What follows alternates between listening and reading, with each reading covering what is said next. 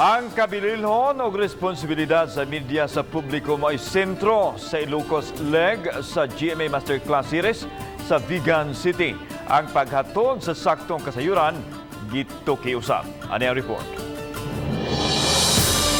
Sa matag pangandoy, gipatabanan kini og daghang pagsuway, makasugat og kahasol, kabag-uhan ug ang paghangop sa kasaypanan sa dili pa makabot ang kalampusan.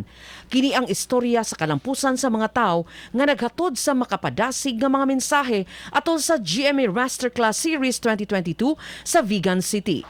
Atubangan sa mga tinun-an nga nangandoy nga masud sa kalibutan sa mga tigbalita, gipasabot sa executive producer sa labing gisunod nga top rating ug award-winning public affairs program nga kapuso mo Jessica Soho, Joselito Tan, nga gikinahanglan nga sa matag istorya anaa ang pagbati makapaabli sa panghunahuna, adunay tumong sa pagbag-o, sa kapalaran o ang kinabuhi sa usa ka tawo ug makahatag og inspirasyon. Ilan lang ang mga ito sa mga dahilan kung bakit sa kabila ng demands ng aming trabaho, pinipili pa rin naming manatili. Dahil bilang mamamahayag, naniniwala akong kaakibat ng ating mga responsibilidad ang misyong makapagpabago ng buhay. May gibiling mensahe ang Ilocana ug award-winning journalist Jessica Soho sa mga tinun-an. Sapay kumata na salunat kayo, kanasayaat, ti sitwasyon nyo dita. And I hope to see you soon, numalpas datoy, sapay kumatag kita-kita tayo amin. Thank you, agbiag tayo amin, agyamanak apo. Awhag ni GMA acting coach Ana Fileo nga dili mahadlok nga masayop ug maisugong matubang sa pagsuway sa gisubay nga pangandoy aron makabot ang excellence. Try your best to create an environment where you are encouraged to ask questions, where you are encouraged to try, to make mistakes, to get up, get stronger, and then try again and ask questions. Alang kang GMA News and Public Affairs host ug anchor Atom Araulio nga ang kamaayo ug sakripisyo sa matag atleta maoy maghatag og kahulugan sa excellence. Kung trabaho maoy hisgutan, masukod kini sa kalidad. How do you define excellence when it comes to broadcasting? Maybe some would say it's the quality of their work. And that's a good answer. So, to a certain degree, there's a lot of subjectivity when it comes to defining excellence outside of very narrow fields like the field of sports. Ang kaligon sa kaugalingon ug ang pagtiwas sa gustong career maoy tambag ni GMA Drama Concept Creator, Developer ug Head Writer Suzette Doctolero. Okay lang na mag-fail, ang importante. Subok ng subok, laban lang ng laban. Importante, tayo lang ng tayo. Gawin ang lahat para ma-achieve ang inyong goal sa buhay. Samtang si GMA Regional TV co-anchor ug News Desk Editor Joan Ponsoy mipadayag nga ang regional stations maoy muhatod og mga balita sa mga riyon.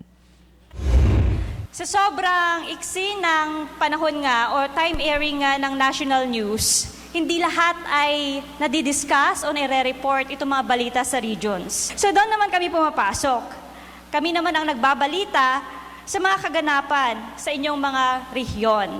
Alang kang celebrity chef o entrepreneur Jose Sarasola nga why shortcut aron mulampos, hinuon dili pulan sa pagkaton. Sometimes you'll hear negative stuff, you'll fall down, but get back up. Part of life is struggling. It happens.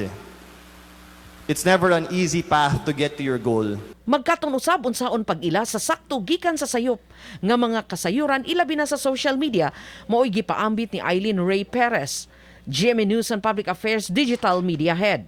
Gikinahanglan nga responsable ang netizen. Think before you click. Porque ito yung nasa plato mo, ito yung punong-puno yung plato mo ng ganitong content, ibig sabihin yun yung totoo. So ingat tayo sa mga kinakain natin. Kasinatian usab ni GMA actress ug singer Julian San Jose nga usa ka working student ug dili kini babag aron mahimong malampuson sa industriya. Do you believe in this? Jack of all trades, master of none?